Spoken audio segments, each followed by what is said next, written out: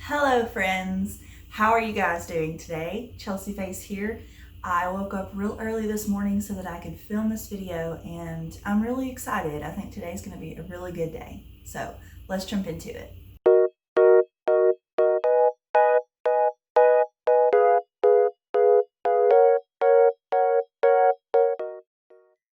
So this video is going to be a book haul. I have a few books that I want to show you that I don't think I've shown you before, and I need to catch up on my books so that when I do get some more I can haul them for you again.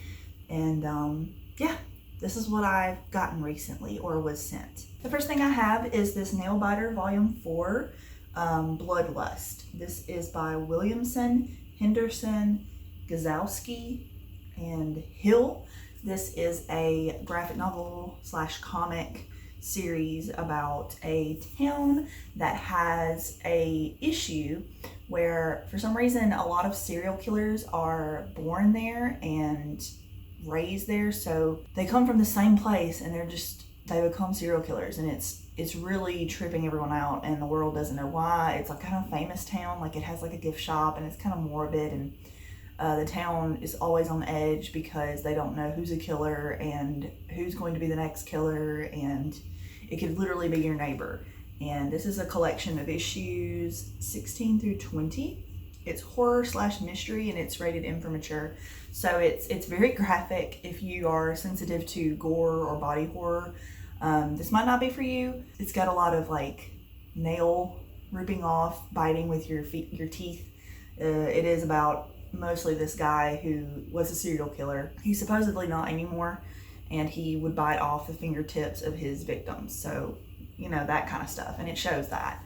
So if, you know, that's okay with you and you're interested in this story, I think this one contains Halloween, like a Halloween issue. So I'm really excited to read this one. I'm continuing the series and it's really, really good. Do recommend it. Very excited to read this one. The next thing I got is the next issue of Spawn that my husband needs. It is volume 9 of the Spawn Origins collection.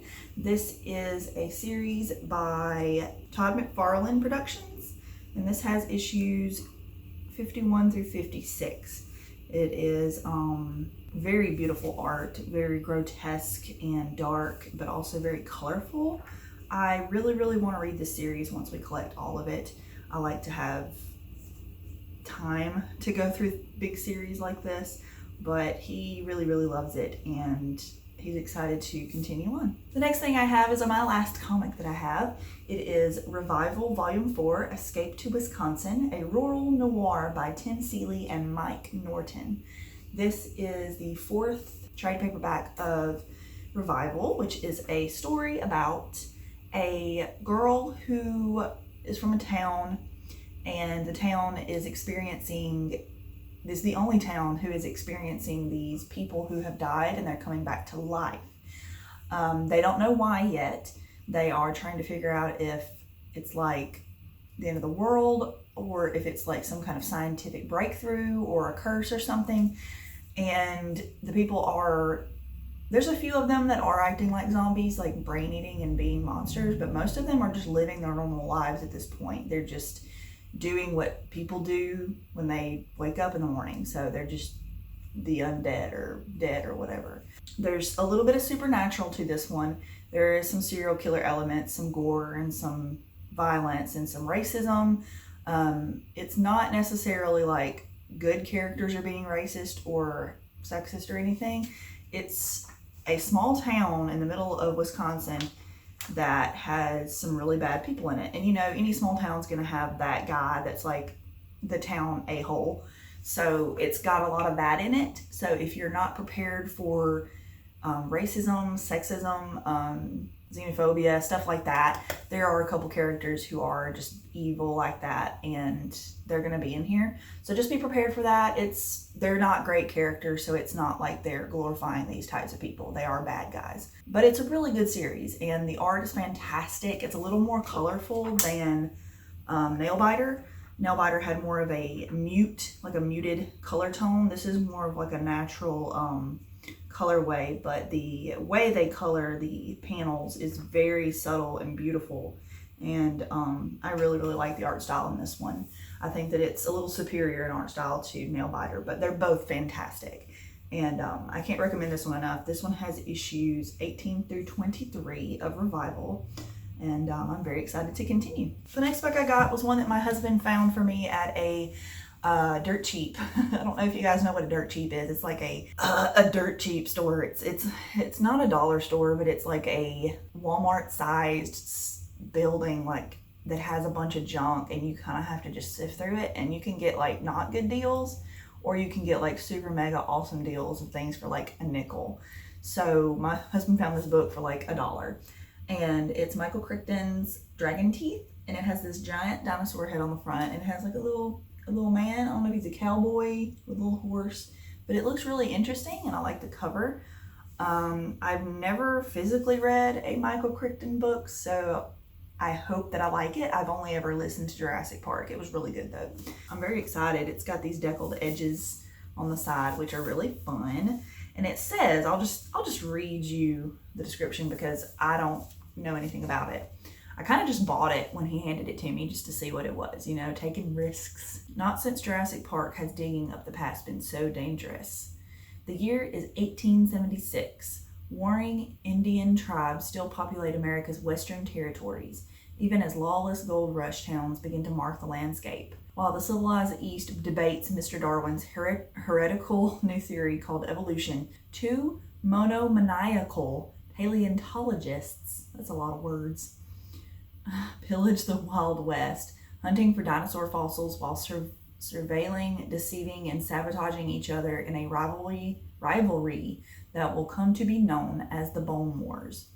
Into this treacherous territory plunges the arrogant and entitled William Johnson. What a lame name. A Yale student with more privilege than sense, determined to survive a summer in the West to win a bet against his arch-rival, William, has joined world-renowned paleontologist Othniel Charles Marsh on his latest expedition.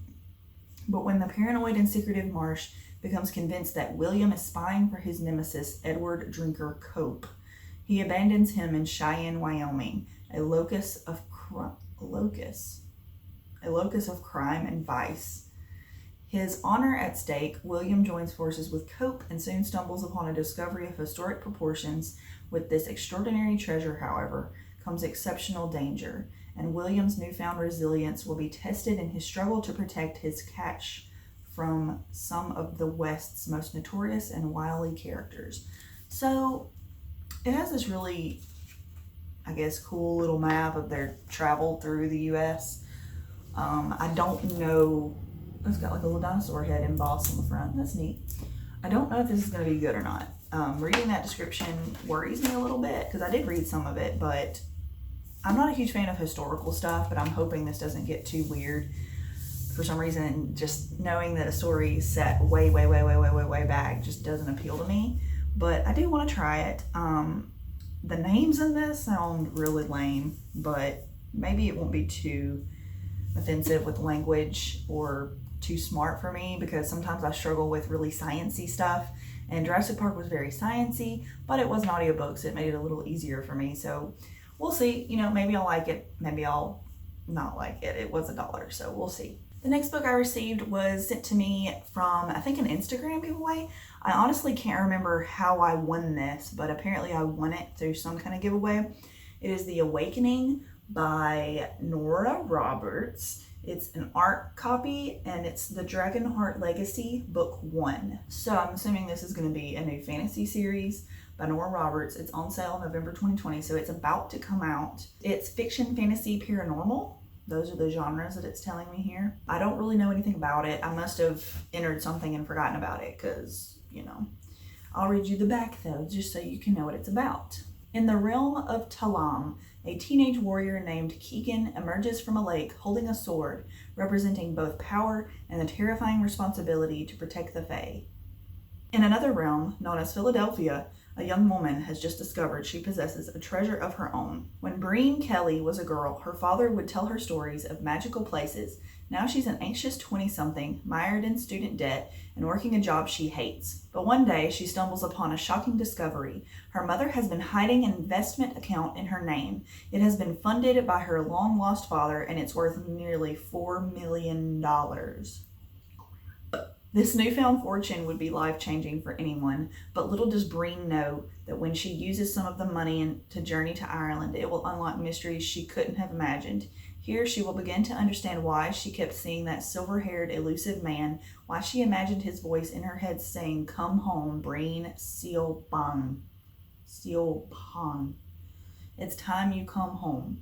Why she dreamed of dragons, and where her true destiny lies. Through a portal in the Galloway that takes her to a land of fairies and mermaids, to a man named Keegan, and to the courage in her own heart that will guide her through a powerful, dangerous destiny.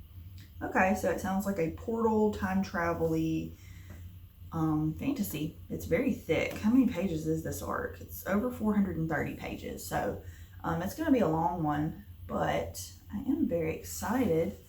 Oh, there's a couple of, the printing looks really bad, but a couple of image pages that are kind of like newsprint quality, but that's interesting. What's the other one look like? I wonder how they'll look in the final. I bet it'll be really pretty. Get a nice hardback. Oh, it's the same picture. It's just cutting off the parts, so part 1, 2, and 3 or whatever.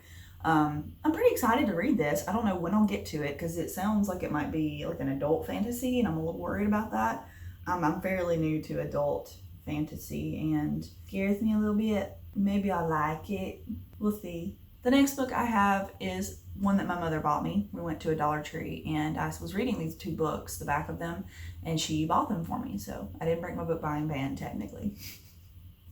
Anyways, this is a middle grade, I think, Where the Woods End by Charlotte Salter. I don't know anything about it other than it just looked really cute. It's a middle grade, it's a fantasy, so I just wanted to check it out. I'm kind of in the mood for a middle grade. Nothing to fear but everything here. Let's read what it's about.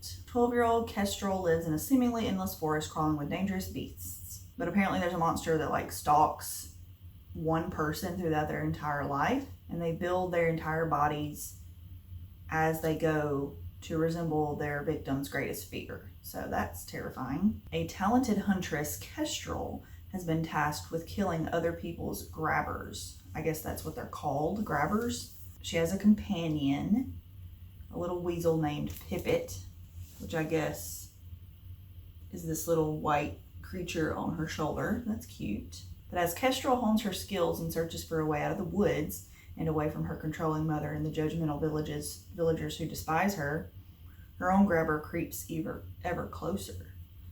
Dark, twisty, and tinged with humor, this fantasy is not for the faint of heart. Okay, so it sounds kind of spooky, like a adventure, scary, thriller kind of thing. That sounds fun. I'm really excited to check this out now. I really, really hope I like it. It's a pink one, I think. Dial, whatever that means, but yeah, excited to check that one out. And the next one I have is another one from the Dollar Tree. It's called Berserker by Emmy Laybourne.